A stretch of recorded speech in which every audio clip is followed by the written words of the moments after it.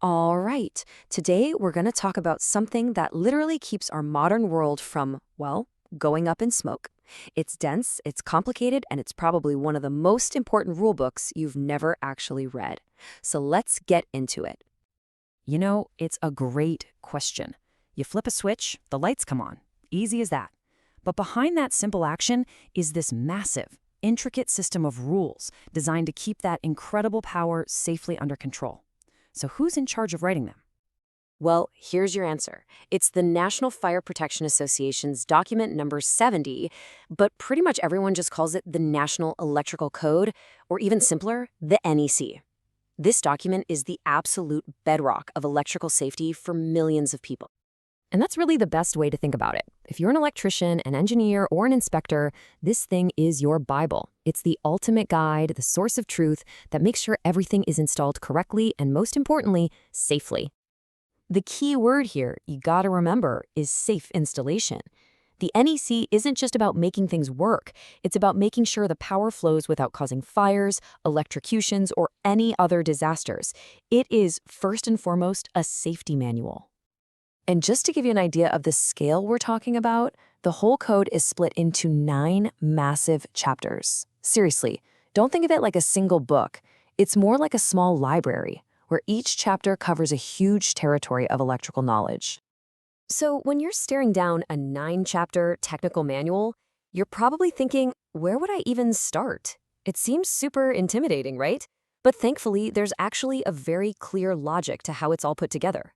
Let's break down how you find your way around. The whole thing is built on this really clever zoom-in system. You start with a big, broad category, which is a chapter.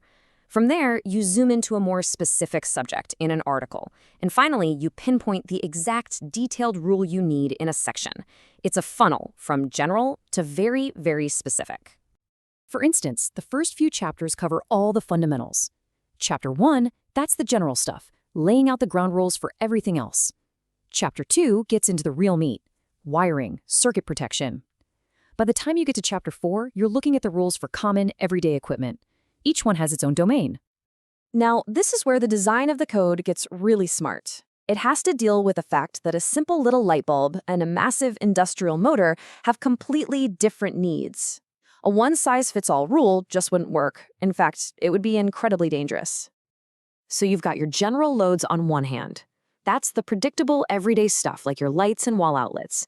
But on the other, you've got these specific loads.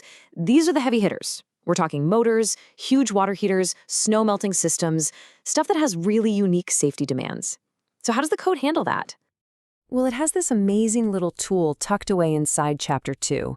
It's a guidepost called Table 220.3, and this table is the absolute key to correctly managing all those specific, complex loads. Honestly, the best way to picture Table 220.3 is as a specialized index, or maybe even like one of those old choose-your-own-adventure books. It doesn't just give you the answer. Nope. Instead, it tells you exactly where in this massive 9-chapter library you need to go to find the answer for your specific problem. Just look at it. For each type of specific equipment, like motors or storage-type water heaters, the table gives you a precise address, the exact article and section you need to turn to. It's not an answer, it's a roadmap. Okay, let's put this into practice. Imagine you're an electrician. You need to install a circuit for a bunch of powerful motors in a new workshop. You know the general rules aren't going to cut it. So where do you even start in this giant book? You start right here at Table 22.3. You just scan down the list, find the line for motors, several motors, and look to the right. The table gives you your exact destination. And boom, there it is. No guesswork, no searching through hundreds of pages. The table tells you precisely, go to Article 430. That's where you'll find all the special rules for those motors. It's an incredibly efficient system. Let's do it one more time just to lock it in. Different job, different equipment. Now you're installing an outdoor de-icing system for a long walkway. What does the table tell you to do? You know the drill by now. You scan the table again, looking for your equipment. There it is. Fixed outdoor de-icing and snow melting equipment. You just follow the line across. And just like that, you have your answer.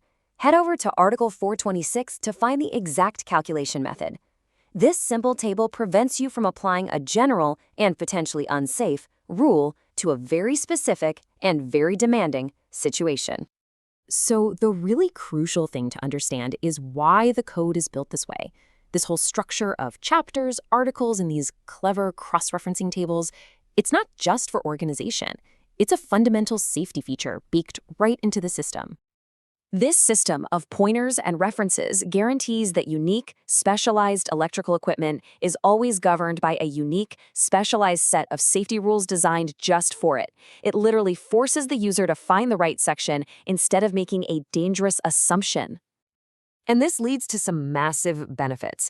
This structure makes sure the right safety rules are used every single time.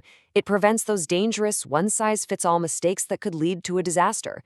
And it tailors the electrical protection to what that specific piece of equipment actually needs. In the end, that's what prevents fires and keeps everyone safe. So when you look at the National Electrical Code, try not to see it as just a thick, complicated book.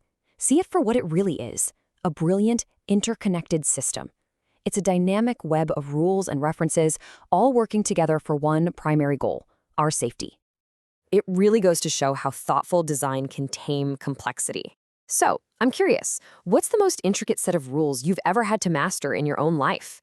Thanks for digging into this with me.